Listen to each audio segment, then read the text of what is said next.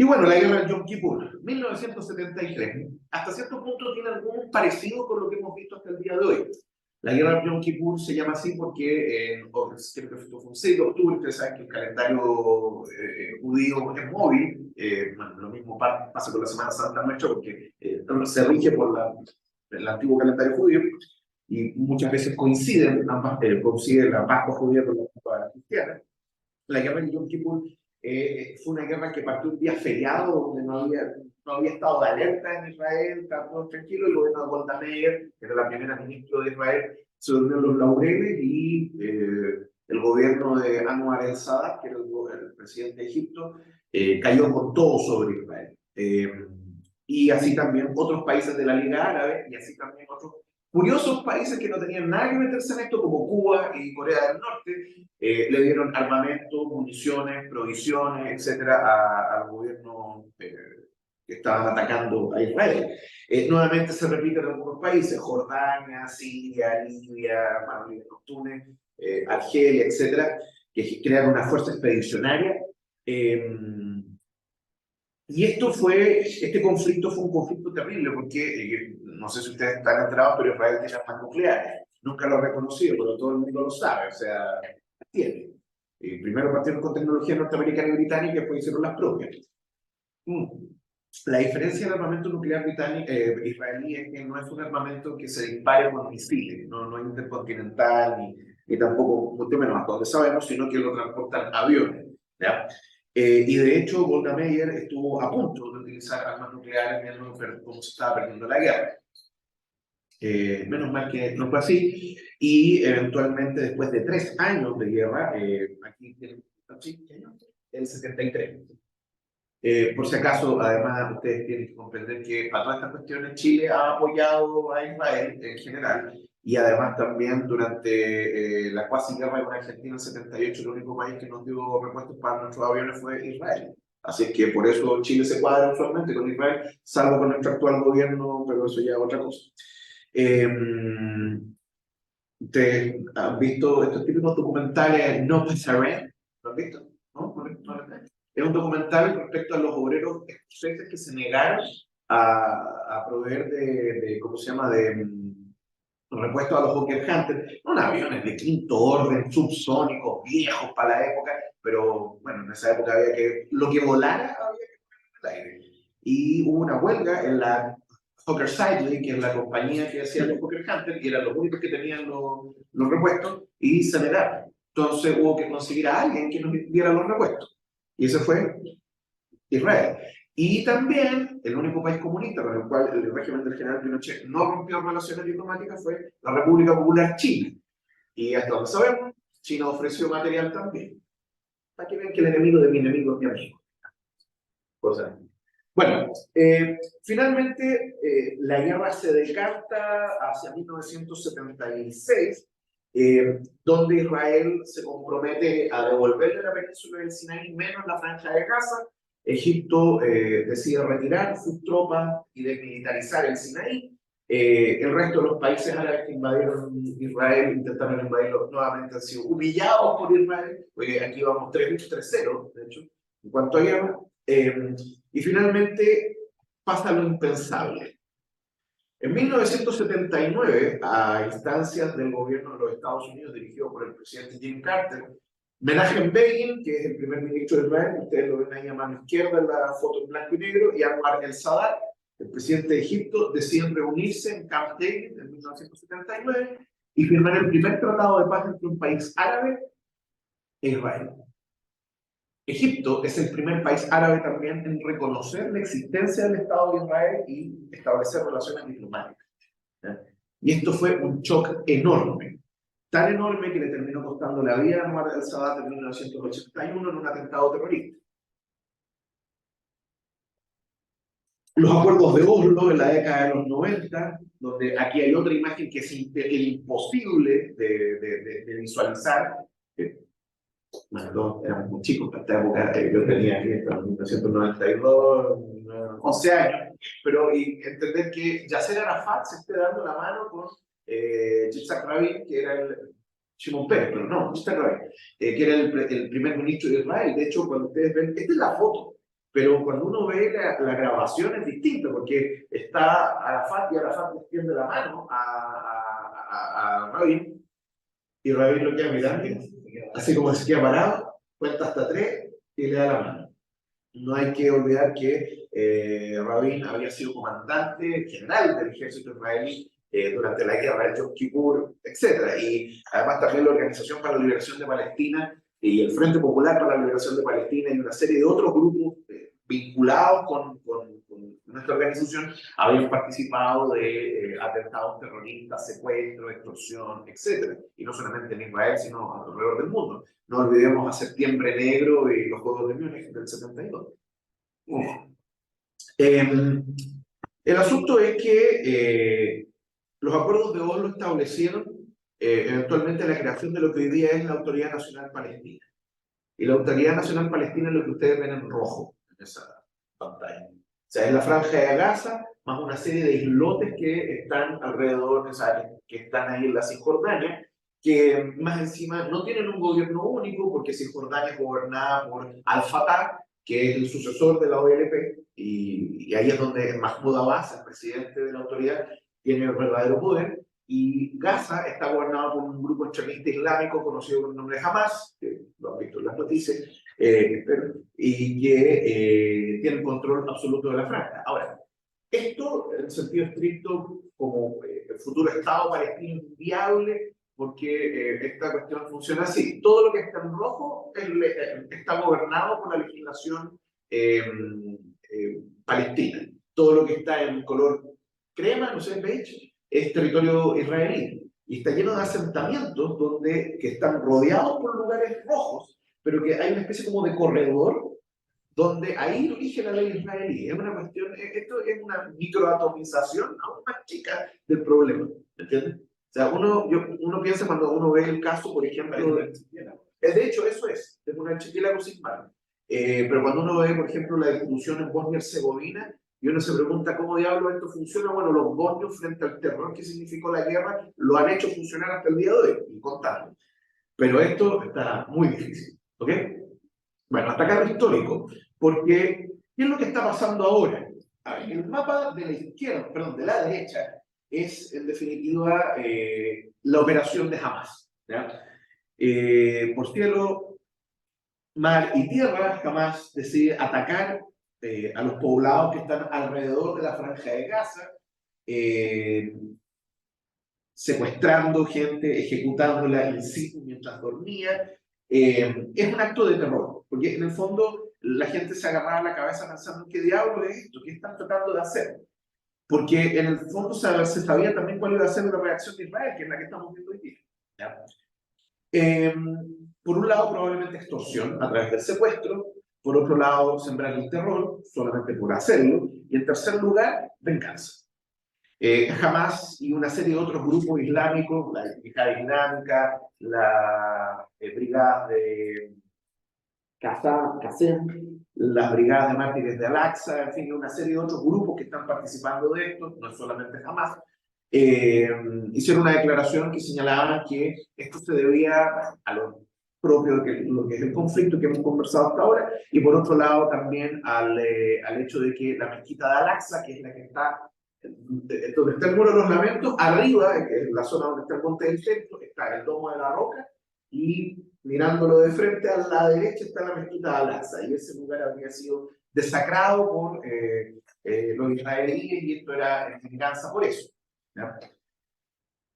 A los 2-3 días de haberse iniciado los atentados de Hamas, el ejército israelí movilizó cerca de 350.000 efectivos, con todo el armamento y equipamiento que eso implica. Ustedes tienen que saber que en Israel todo el mundo hace el servicio militar, hombres, mujeres, mayores de 18 años, va adentro. Hay actores, actrices, lo mismo Gal Gadot, que es sargento de instrucción del ejército israelí, para conversar. Y además también la población tiene que ir una vez a la semana a entrenar. Todos, sin excepción. Entonces no es como Corea, BTS, ese tipo de cosas. No, ya, vos lo entendés por ir más chico. Ya, bueno, y Cuidado, que comieron eso. ¿Qué manifestaciones de Natalia. El mapa de la izquierda, el mapa de la izquierda en el fondo es lo que hizo Israel. En el fondo limpió el terreno. Lo que ven ustedes en amarillo es la zona que se evacúa, y había población israelí, esos pueblos ahora están controlados por el ejército, pero ya no vive gente. Y se hizo un bombardeo de misericordia. Aquí, chicos, todo lo que podía fallar, falló. El domo de acero o el domo de hierro, que es el nombre que le dan a estas baterías antiaéreas, que no son baterías antiaéreas, son 10 que están alrededor de la frontera de Gaza. Cada una tiene 20 misiles que pueden ser fácilmente recargados. Puede disparar 200 misiles. Pero ¿qué pasa cuando te disparan 5.000? Superado. Las Fuerzas Armadas israelíes, ahí está su emblema en la bandera, superadas, o en realidad ni se movilizaron. El Shin Bet, que es el equivalente a la NSA norteamericana, como una agencia nacional de seguridad interna, anulado. Y el Mossad también. Así, aquí toda la inteligencia israelí falla. Lo que eso significa que o esta operación, que se demoró 2 años en montarse, fue hecha con tal nivel de secreto que la van a saber 5 o 6 personas en toda la cúpula de Hamas, que por si acaso no viven en Gaza, por eso les importa un carajo lo que les está pasando a los gazatíes. Ellos viven en Qatar, amparados y auxiliados por el Emirato. Por eso Qatar siempre trata de limpiar su imagen mostrándose como un país moderno organizando mundiales o comprándolos. Y por otro lado, el problema aquí es que el gobierno del primer ministro Netanyahu ya estaba tambaleando, ahora tambalea aún más. ¿Ya? La estructura, el sistema de gobierno que tiene Israel es un sistema parlamentario. Y uno podría decir, uno entiende cómo funciona el parlamentarismo en Israel. Sí, el problema es que Israel no tiene constitución escrita ni codificada, tiene leyes fundamentales, no tiene una ley de partidos políticos, y por lo tanto nosotros podemos, como 10 personas, quería hacer un partido político, hagamos un partido político. Y ese partido político tiene una plataforma, se consigue un asiento en la mesa, que es el nombre del Parlamento de Israel, y el sistema está tan fragmentado que los gobiernos necesitan de ese diputado para ser mayoría. La Knesset está compuesta por 120 miembros. La oposición tiene 41 y el resto son del gobierno que ahora le llaman Gobierno de Unidad Nacional, pero el Likud, en el fondo, que es el partido dominante, que es el partido que pertenece al primer ministro Netanyahu, siempre tiene que, para poder llegar a fin de mes, digamos de esta manera, para llegar a la mayoría parlamentaria de 61 miembros de la Knesset, necesita de partidos que son, en el fondo, derechamente antidemocráticos. Son partidos racistas, ultranacionalistas, antipalestinos, anti-islamófobos, y además también están los partidos ultra-religiosos, ultra-ortodoxos, que yo me equivoqué. Yo les dije que todo el mundo hace el servicio militar, sí, todos salvo los ultra-ortodoxos. Ellos tienen prebendas. En el fondo son, de alguna manera, subsidiados por el Estado de Israel para poder mantener su estándar de vida.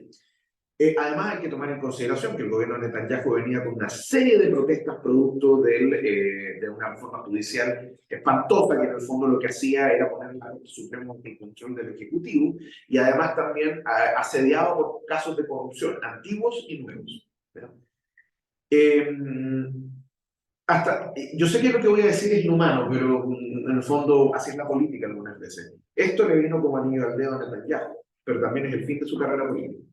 ¿Por qué? Netanyahu tenía que, de alguna manera, galvanizar a la opinión pública de Israel. Y esto es lo que hizo Hamas, efectivamente lo logró.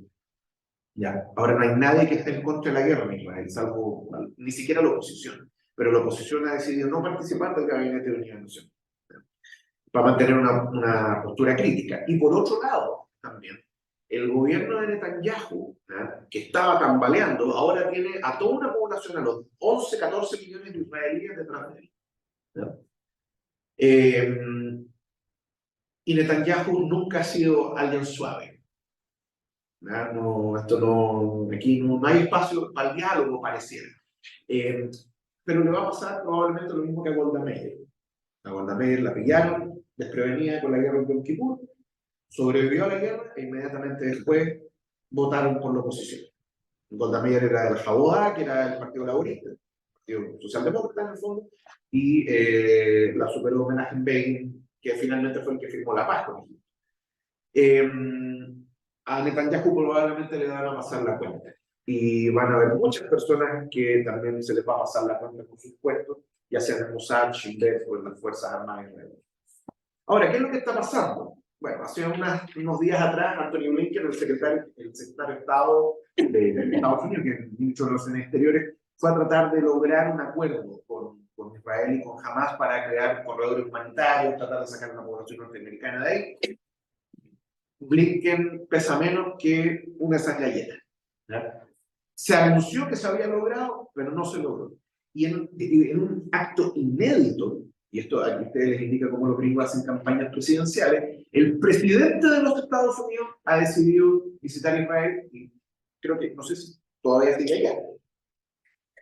Originalmente se iba a reunir con estas 3 personas: Mohamed al-Sisi, que es el presidente de Egipto a la izquierda, el rey Abdullah II de Jordania, y Mahmoud Abbas, que es el presidente de la Autoridad Nacional Palestina, ¿ya?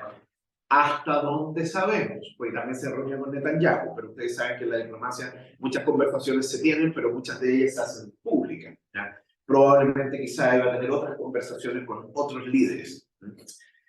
Pero fundamentalmente estos son los 3 que se hicieron públicos. Ahora, se reunió con Netanyahu, lo sabemos, ¿ya?